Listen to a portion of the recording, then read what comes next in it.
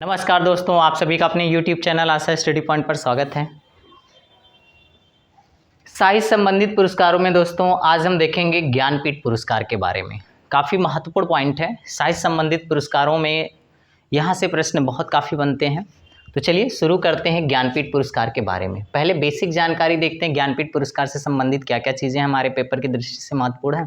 Plus आप जानते हैं कि फिर हम करंट अफेयर्स के बारे में बात करेंगे, यानी लास्ट किसे दिया गया है और वो हमारे पेपर की दृष्टि से कितना इंपॉर्टेंट हो सकता है, इन सारी जानकारी के बारे में चर्चा करेंगे।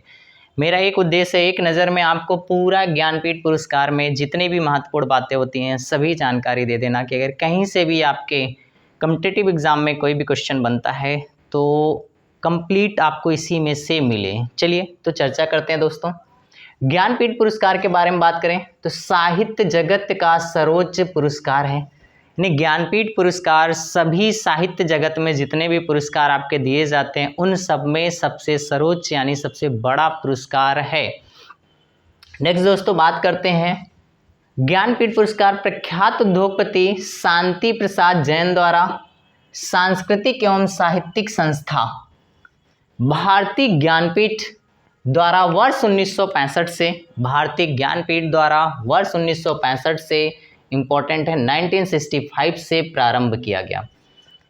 तो आपने पहला पॉइंट नोट डाउन किया होगा कि महत्वपूर्ण क्वेश्चन कहाँ से आपको शुरुआत होती है। दोस्तों पहला ही पॉइंट यहाँ पे आपका शुरुआत होता है, साहित्य संबंधित सर्वोच्च पुरस्कार कौन सा है, तो ज्ञानपीठ पुरस्कार है। नेक्स्ट दोस्तों क्वेश्चन, ज्ञानपीठ पुरस्कार की शुरुआत किसने की, तो शांति प्रसाद जैन ने की।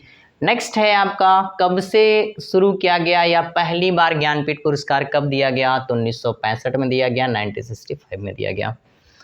नेक्स्ट पॉइंट के बारे में बात करते हैं, यह पुरस्कार प्रत्येक वर्ष संविधान की 8वीं अनुसूची, जैसा कि आप सबको पता है कि हमारे भारतीय संविधान की 8वीं संसूची में किसका वर्णन किया गया दोस्तों, भाषाओं का वर्णन किया गया है। तो ये भी महत्वपूर्ण पॉइंट है आपके लिए, 8वीं अनुसूची में किसका वर्णन है, तो भाषाओं का वर्णन है। तो उसमें कितनी भाषाएं हैं, कितनी लैंग्वेज हैं, तो दोस्तों बात करें 8वीं अनुसूची में सम्मिलित 22 भारतीय भाषाओं में, यानी कितनी है 22 भारतीय भाषाओं में से चयनित भारतीय लेखक को प्रदान किया जाता है। यानी यह पुरस्कार किसे दिया था, तो भारतीय लेखकों को प्रदान किया जाता है। तो पॉइंट आपने क्या देखा, पॉइंट आपने ये देखा संविधान की 8वीं अनुसूची में 22 जो भारतीय मान्यता प्राप्त भाषाएं हैं उसमें से चयनित भारतीय लेखक को प्रदान किया जाता है। नेक्स्ट पॉइंट दोस्तों आता है हमारा, इसके अंतर्गत 11 लाख रुपए की धनराशि दी जाती है, प्रदान की जाती है। अब यहाँ से महत्वपूर्ण पॉइंट सारे के सारे हैं जो प्रतियोगी परीक्षा में प्रश्न पूछे जा चुके हैं। बात करते हैं दोस्तों, पहला पॉइंट आता है, पहला ज्ञानपीठ पुरस्कार यानी 1965 में 1965 में किसे दिया गया था, जी शंकर कुरूप को दिया गया था। इनका संबंध किस भाषा से है, तो मलयालम भाषा से है। तो चलिए इसके एक एक पॉइंट को बहुत अच्छे से समझिएगा। पहला ज्ञानपीठ पुरस्कार पाने वाले व्यक्ति जी शंकर कुरूप। पहला ज्ञानपीठ पुरस्कार कब दिया गया, 1965 में। या क्वेश्चन आपसे पूछेगा जी शंकर कुरूप को कब ज्ञानपीठ पुरस्कार दिया गया, तो 1965 में। उनका संबंध किस भाषा से है, तो मलयालम भाषा से है। चलिए नेक्स्ट पॉइंट को देखते हैं, पहली महिला ज्ञानपीठ पुरस्कार पाने वाली, पहली महिला ज्ञानपीठ पुरस्कार पाने वाली आशा पूर्ण देवी हैं। सन के बारे में बात करते हैं दोस्तों, तो कब दिया गया है, 1976 में दिया गया। इनका संबंध किस भाषा से है, तो बांग्ला भाषा से इनका संबंध है। तो इस पॉइंट को देखिएगा, पहली महिला ज्ञानपीठ पुरस्कार पाने वाली आशा पूर्ण देवी को दिया गया या आशा पूर्ण देवी है।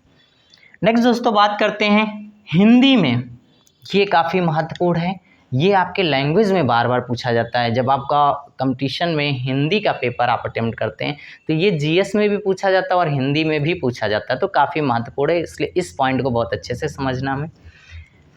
हिंदी में पहला ज्ञानपीठ पुरस्कार 1968 में सुमित्रा नंदन पंत को दिया गया। सुमित्रा नंदन पंत को दिया गया। दोस्तों बात करें किस रचना के लिए उनके दिया गया, यह भी काफ़ी महत्वपूर्ण हो जाता है। तो चिदम्बरा के लिए दिया गया, चिदम्बरा के लिए दिया गया। ठीक है, अभी वर्तमान में दोस्तों हम बात करें तो जो भी पुरस्कार आपके ज्ञानपीठ से संबंधित दिया जा रहा है वो लाइफ टाइम अचीवमेंट के लिए दिया जा रहा है, पूरी जीवन की उपलब्धि के लिए दिया जाता है। तो उसमें पर्टिकुलर इस समय किसी भी किताब का जिक्र नहीं किया जाता है, किसी भी साहित्य का जिक्र नहीं किया जाता, तो आपसे यहाँ से प्रश्न नहीं बनेगा। ठीक है, शुरुआत में जब किया गया था तब पर्टिकुलर किसी एक साहित्य के एक विधा के लिए दिया जाता था, लेकिन 1982 से इसको चेंज कर दिया गया है। तब से आपको क्या है, किसी साहित्य के पर्टिकुलर नहीं देते हैं, लाइफ टाइम अचीवमेंट यानी पूरे जीवन भर के साहित्य के लिए दिया जाता है।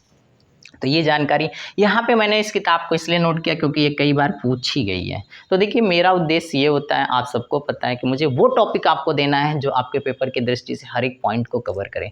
बहुत ज़्यादा सिलेबस नहीं देना है, बहुत शॉर्ट सिलेबस देना है, लेकिन सभी महत्वपूर्ण बातों पर चर्चा करना है। कितना भी शॉर्ट ना हो जाए कि आपके प्रतियोगी परीक्षा में कोई चीज़ मिस हो जाए।